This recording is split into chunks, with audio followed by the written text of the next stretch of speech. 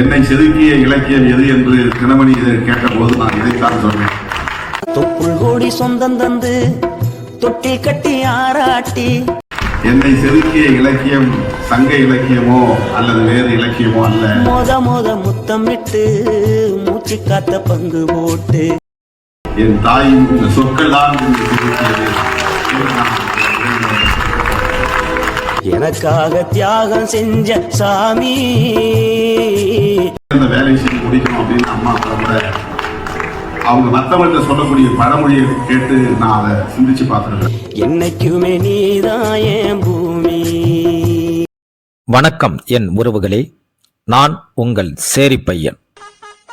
விருதுக்கே பெருமை சேர்த்திருக்கும் நமது தியாகத்தாய் தொல் பெரியம்மாள் அவர்களுக்கு மதர் ஆப் இந்தியா அவார்டு விருது வழங்கி கௌரவப்படுத்தியுள்ளனர்.